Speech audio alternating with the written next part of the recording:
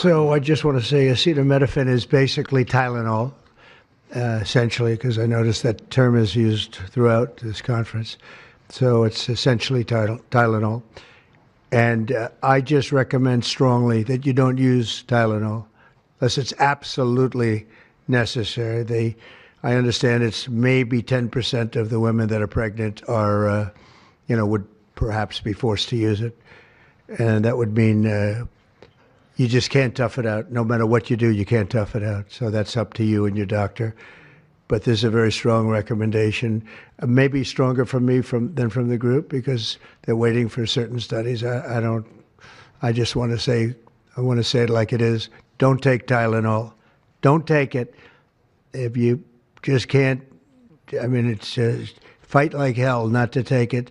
There may be a point where you have to, and that you have to work out with yourself. So don't take Tylenol. Other things that we recommend, or certainly I do anyway, is, and it's so important to me to see the doctor 4 times or 5 times for a vaccine. Don't let them pump your baby up with the largest pile of stuff you've ever seen in your life going into the delicate little body of a baby. Even if it's 2 years, 3 years, 4 years, you just break it up into, I would say 5, but let's say 4 visits to the doctor instead of 1.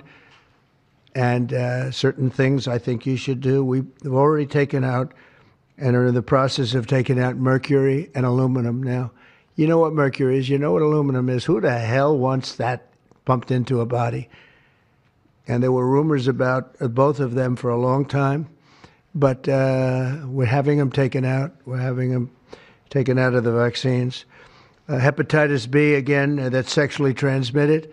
And we think you should wait. I think you should wait till 12. I'm making these statements from me. I'm not making them from these doctors, because when they talk about, different results, different studies, I talk about a lot of common sense. And they have that too.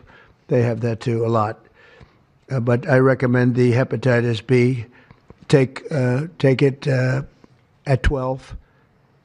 Sexually transmitted. You don't have to give it to the baby when the baby's 2 years old.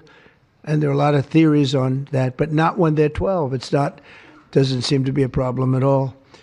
The MMR and the chickenpox. Chickenpox has already been broken out. It's a singular shot. But the MMR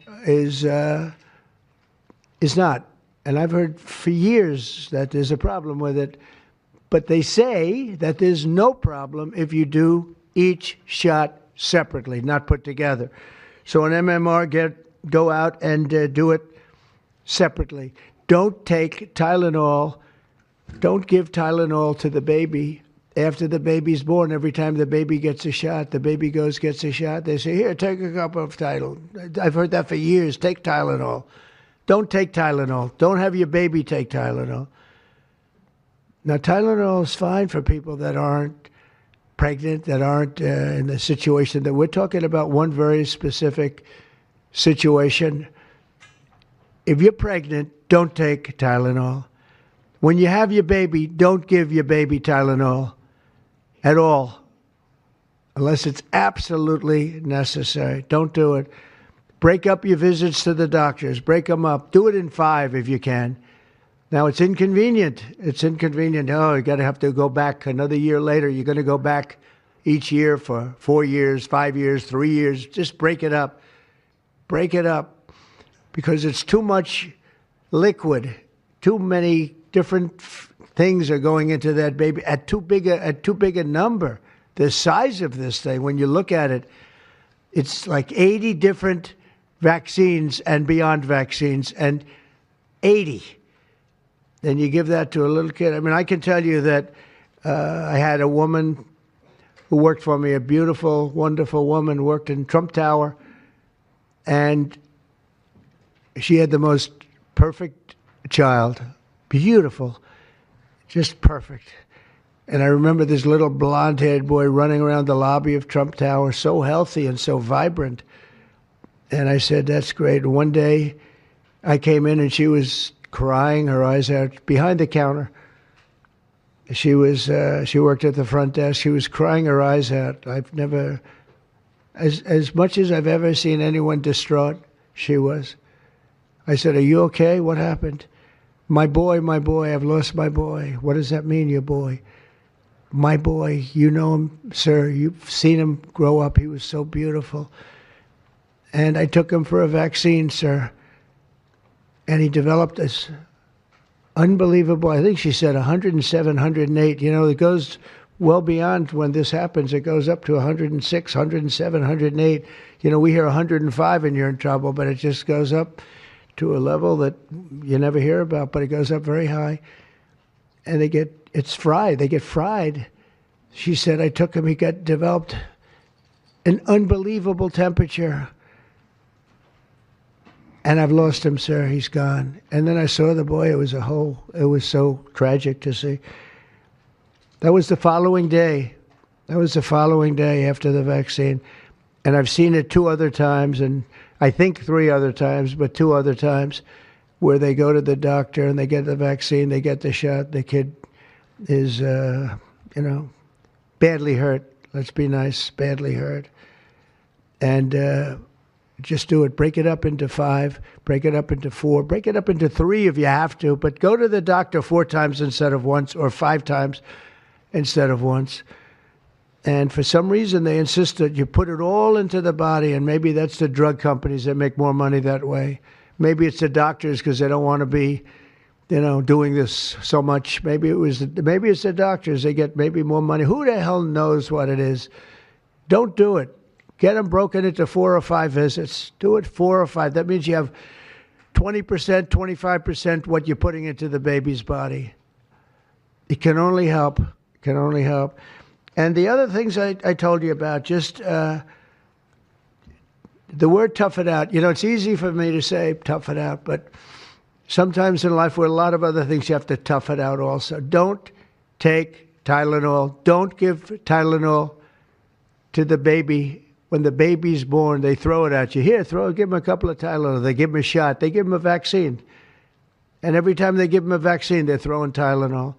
And some of these babies, they're long born, and all of a sudden they're gone. And it doesn't hurt not to do it. It doesn't hurt. There's no downside. There's no downside at all. And break up MMR. Break it up. It's practically a known fact that if you break it up, you're not going to have a problem. But for years, we've been hearing how bad MMR is as a combination. And I'm very happy that you broke out chickenpox, because that was really a problem. And there are other things. It's interesting because there are other things, we were talking about it, other different drugs, pills that you take that we know are so bad and they don't take them anymore. But for some reason, with this, they keep taking it. Don't take Tylenol. There's no downside. Don't take it. You'll be uncomfortable. It won't be as easy, maybe. But don't take it.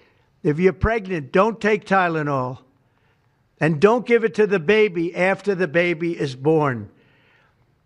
And we have more than 3 years left.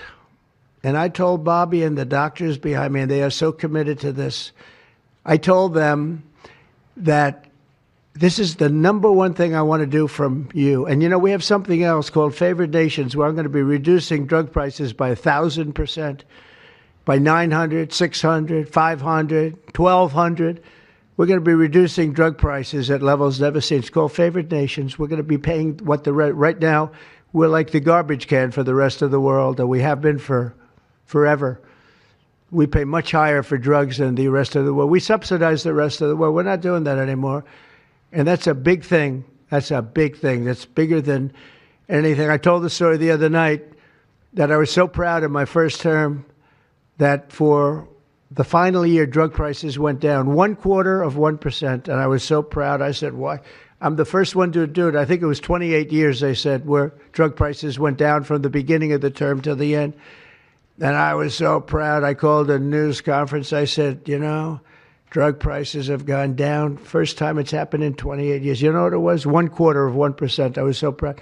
Now we're going to have them go down from $100 a pill to $9 a pill. from $1,300 for a shot of like an Ozempic or the fat, I call it the fat pill or the fat drug. Sometimes it works, I guess, for people. The ones I've seen, it hasn't worked so well. I got a lot of friends that have fat. They said, yeah, I lost some weight. I said, you don't look it to me. But they paid $1,300, $1,200, and they go to London and they pay $88. And they call me, they go, what's this all about? We're subsidizing the rest of the world stupidly because there are a lot of stupid people in this country running things. And how big is that? But to me, that's nothing compared to autism. I see that gorgeous boy. I have a big present for him in the back. You know, you bring him back. We're going to bring him into the Oval Office. I have the best present he's ever going to get, okay? A big one. I saved it for you, okay? Because I heard you were coming. Look how beautiful he is. So that's it. There's nothing much to say. Don't take Tylenol if you're pregnant, and don't give Tylenol to your child when he's born or she's born. Don't give it. Just don't give it. And we're going to have, I think, really, if you do all the things that I say, break it up. Just break it up. Break up the shots with the doctor. MMRs, as I told you, separate. Chickenpox already separate. You do these things. I'm telling you, I want to, when I leave office, I don't want to have, it's going to be the kind of number that we're hearing where it's 1 in 32 or 1 in 10, because I've heard 1 in 10 also. And in California, it's really bad. I want it to be, let's get it back to maybe 1 in 10,000 or 1 in 20,000 or maybe none in 20,000. And the only way you're going to do that, because this is artificially induced. This is induced by something. You don't go from 1 in 20,000 to 1 in 10,000, then to 1 in 10. That means you're taking something and something's wrong. And I feel very certain, and I know I'll be criticized. Someday they'll look back and they'll say, well, it wasn't, but I think it will. I think we're going to have a tremendous, this is the most important. There's nothing more important than me. We cured inflation that Biden gave us. He gave us so much inflation, the biggest ever in history. We got inflation done. We brought prices down. We gave you the largest tax cuts, all that stuff. It doesn't mean a thing compared to what we're doing today. This means everything. So we're going to save a lot of children from a tough life, really tough life. We're going to save a lot of parents from a tough life. Okay, how about a few questions? Let's just make it on this subject. This is so beyond as a subject that I'd rather not talk about, some nonsense on the economy. And I will say this, the economy is unbelievable. The stock market just hit another record high and all that stuff. This means more to me. Yeah, please. Mr. President, I have one on your announcement, one on vaccines that's also related. Yes. Why do you think we haven't heard more previously about the tie to autism and acetaminophen? Nobody knows. I don't know. Not only that, when you say it, you get attacked. I was saying something similar, not as strongly, because now facts are on our side. But I was saying it with Bobby 20 years ago, and I was attacked. I said, whoa, what was that all about? I had no idea. You get attacked. I don't know. The medical community, the drug companies, doctors, I don't know what it is. All I want to do, I don't care. I don't care about being attacked. It doesn't matter to me. I believe that the numbers at the end of our term or shortly thereafter could be really phenomenal. I want it to go up just like it came down to this horrible level. 1 in 10, 1 in 12. I was told 1 in 10. I was told 1 in 12. Today I heard 1 in 31 if you add the girls and the boys together. It's crazy. And it was 1 in 10,000 and 1 in 20,000. It's not even sustainable for a country. You want to know the truth. And there are other places that don't have it.